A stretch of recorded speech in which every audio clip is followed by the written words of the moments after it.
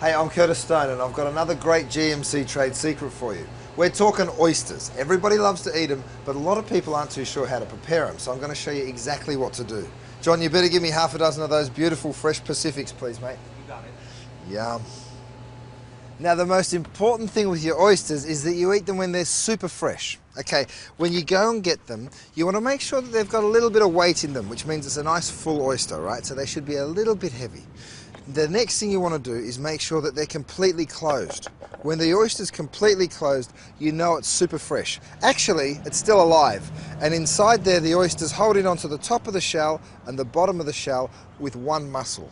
Now, your job when you open the oyster is to sever that muscle, take the top of the shell off, turn the oyster over so that it can be eaten really easily. Here we go. Now, these are oyster knives. Now, usually an oyster knife looks just like this. They're small little knives, and they're quite thick pieces of metal because they've got to be really strong so that they can prise the oyster open. So thick meaning this way, but they're quite narrow knives because you want to be able to move it inside the oyster. So what we're going to do is get our oyster, and if you look right at the very bottom of the shell, now they'll all be slightly different shapes, but basically they'll all come to a point, right? Not the rounded edge, the point. That's called the hinge, which is where we go in. So get your oyster knife. Now what I do is take a cloth, tea towel, dishcloth, put it over the top, and that's going to protect your hand because it's going to be in between the knife and your hand, so you're not going to cut yourself. You want to just work your oyster knife, just like that, your oyster shucker, into the hinge, and then listen for the pop. Okay, see that? Once you pop it open, some of the juice should flow out. Okay, now you'll get about a teaspoon out of each one. Now I like to keep that juice, all right, because it's got a delicious flavour. And again, what I do is I put my cloth over the top, and inside the oyster shell, the oyster's hanging on between this shell and the shell underneath by one muscle. So what you need to do is cut through that muscle without damaging the oyster, all right?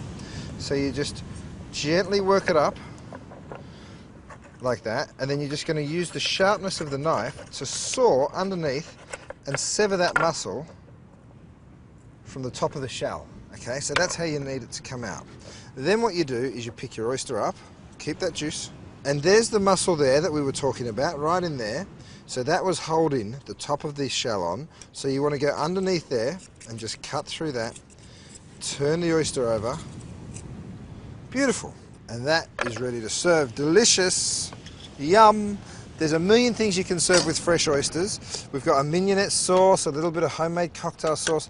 I like it really simple, so I go for a little lemon, just cut myself a wedge, and just a few drops. That's all it needs. Straight onto my oyster. Then I give it a bit of a shake, pour out any excess lemon juice and any little bits of shell that were left in there. Okay, just like that. Ha ha ha.